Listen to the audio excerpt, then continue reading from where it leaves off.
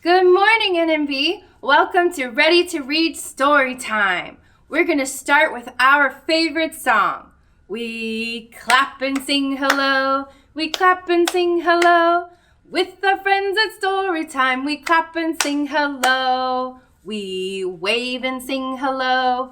We wave and sing hello. With our friends at Storytime, we wave and sing hello. Good job! Good morning, NMB. Welcome to Star Wars week. I know Star Wars was Tuesday, but we decided to roll it out all week for story time. So, welcome to Star Wars story time. Let's get started with our first Star Wars book. Star Wars, A Journey Begins. The droids C-3PO and R2-D2 were having a bad day. The evil empire led by the Sith Lord Darth Sidious and his second-in-command, Darth Vader, had taken control of the galaxy. Imperial stormtroopers had attacked C-3PO and R2-D2's ship, and the droids had only narrowly escaped Vader's clutches. Now they were stranded on the desert planet of Tatooine with no hope. "I've got to rest before I fall apart," said C-3PO. R2-D2 turned down a dark, rocky path. "Where do you think you're going? This way is much easier," C-3PO said. But R2-D2 just beat back at his friend. Beep boop. He was on a mission, and he would not be stopped. "What mission? What are you talking about?" C-3PO asked. R2-D2 wouldn't answer, so the golden droid refused to follow him. Soon, the little blue and white astromech droid had left C-3PO far behind. But the rocky path was dangerous, and R2-D2 rolled right into a trap. With an electrocuted 5 blast, a small Jawa scavenger froze R2-D2. The droid could not move. Jawa was carrying the R2-D2 to their sand scrawler. The little droid was surrounded by savage junk and other strange droids. R2-D2 was worried. Where had the Jawas taken him?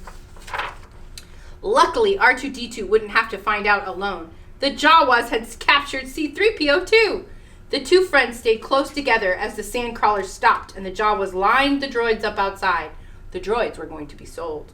An older man, Owen Lars, and his young nephew, Luke Skywalker, examined the droids. The man motioned to the C-3PO and the small red droid. "Luke, take these two over to the garage. I want them cleaned up." Luke led C-3PO away. R2-D2 beeped in alarm. Beep boop. He did not want to be separated from his friend again. Suddenly, the red droid started to spark. It was broken. C-3PO convinced Luke to choose R2-D2 instead. "Now, don't you forget this," C-3PO said to R2-D2 as the droids followed Luke. "Why should I stick my neck out for you is beyond my ability to understand." As he was cleaning the droids, Luke found something jammed in R2-D2's data input. He tugged and he pulled, and suddenly a small hologram appeared. The hologram showed a young woman who looked very important. "Help me, Obi-Wan Kenobi. You're my only hope," she said. Luke asked R2-D2 where he had gotten the message, but R2-D2 would not answer. Luke asked his aunt and uncle about Obi-Wan Kenobi at dinner. The only Kenobi Luke knew was Ben Kenobi, the old man who lived out in the desert. But Luke's uncle told him to ignore the message. He needed Luke to help him on the farm, not think about strange messages and planets and people far away. Luke was frustrated. He walked outside and watched as the suns set behind the desert. He had hoped that R2-D2's message would be the start of some exciting adventure that would take him away from his boring life. It looked like he would be stuck on Tatooine forever. Luke was destined for an adventure after all. R2-D2 had escaped. "I told him not to go," C-3PO told Luke, "but he's faulty. He kept babbling on and on about his mission. Beep boop, beep boop." Luke couldn't believe it. If his uncle found out he had lost one of the droids, Luke would be in trouble. Early the next morning, Luke and C-3PO raced through the desert to find R2-D2. They caught up to the astromech droid, but suddenly dangerous sand people attacked them. Oh! Luke was about to be captured when a loud sound echoed across the rocks. Startled, the sand people looked up to see a strange robed figure approaching. The sand people ran away. R2-D2 whistled in alarm as the figure approached Luke. But when the figure lowered his hood, a man's friendly face was revealed. "Hello there," the man said. "Don't be afraid."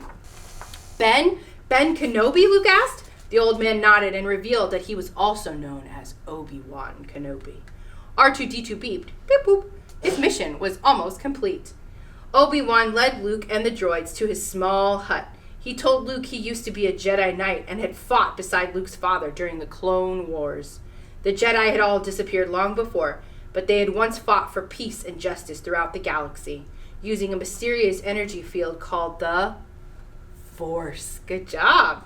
Luke didn't know how much Jedi Knights, or his father for that matter, were. He was a good friend, Obi-Wan Kenobi said, which reminds me, I have something for you. Obi-Wan gave Luke his father's lightsaber. The blade ignited with a whoosh. Luke smiled. The lightsaber felt right in his hand, as if he was meant to have it. Obi-Wan turned to R2-D2. It's time to find out what that young message from the woman was. With a simple push of a button, the hologram reappeared. But this time, R2-D2 played the full message. The young woman, Princess Leia, was part of the rebellion that was fighting against the Empire. Hey, look, she has hair just like mine. R2-D2 and C-3PO had been on board Leia's ship before it was captured by Darth Vader. Princess Leia had hidden important information inside R2-D2's memory banks before the droids disappeared. She needed Obi-Wan Kenobi to take R2-D2 safely to her home planet of Alderaan to help. Obi-Wan asked Luke to go along with him on his new mission and become a Jedi like his father before him. Luke agreed to help Obi-Wan and R2-D2. He didn't know what was going to happen next, but he knew his life would change forever. Well, that's one of my favorite startup stories. But let's get into another really good one. This is a Death Star battle. So, you know we just met Luke, and you know Luke has now made it to the Death Star. Luke had always wanted to be a good pilot. Now the rebels needed good pilots for special missions, and this was Luke's chance to prove he too could help. Luke and his friend Han had just saved Princess Leia from Darth Vader. Leia had secret battle plans. The plans would help the rebels destroy the Empire's evil weapon, the Death Star. Good job. Luke and his friends flew to a moon to meet other rebels. The rebels looked at Leia's plans. The plans showed the Death Star had one weakness. If the rebel pilots could fire at that weakness, the Death Star would blow up. But the target would be hard to hit. Han Solo decided to leave. The plan sounded foolish to him. Luke tried to get him to stay, please, but Han left anyway. Luke was sad. He missed his teacher, Obi-Wan Kenobi. Obi-Wan would have known what to do. But Luke was not alone on the mission. His special friend, R2-D2, was his co-pilot. Other brave pilots flew with Luke in their X-Wing fighters. The Death Star was near. It was as big as a moon. The pilots checked in with each other. They were ready to attack. The Death Star's weakness was deep inside a trench. As the pilots neared the trench, cannons fired at them. Boom, boom. Luke shot back. Pew, pew. He destroyed one of the cannons, but there were still too many. The X-Wings were under attack. TIE fighters flew down behind them. Pew, pew. Darth Vader led the TIE fighters. He wanted to protect the Death Star at any cost. One of the rebel pilots was close to the target. He fired, but missed. Leia and C-3PO were on Yavin 1. They worried about their friends. They also worried about the plan. If Death Star got too close, it would blow the rebel base. It was up to Luke. Luke tried to use the X-Wing's computer to make the shot. He was nervous, but he heard a voice in his head. It said, Luke, calm. Use the Force, Luke. It was Obi-Wan.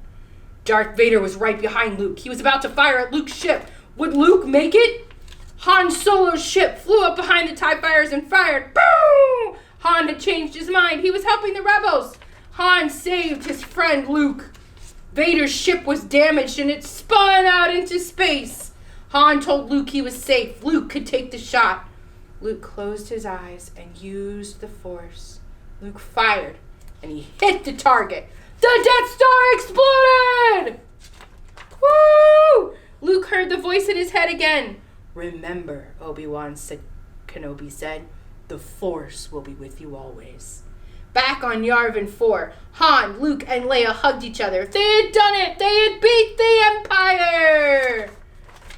Luke had proven he was a good pilot, and with the help of his friends, Luke had saved the galaxy. Thank you so much, you guys, for joining us this week. Don't forget, you can still come in and pick up your R2-D2 or BB-8 craft here at the library. You can come to the front desk or the children's department, or you can call curbside and we'll bring it out for you. Have a great day, and may the force be with you.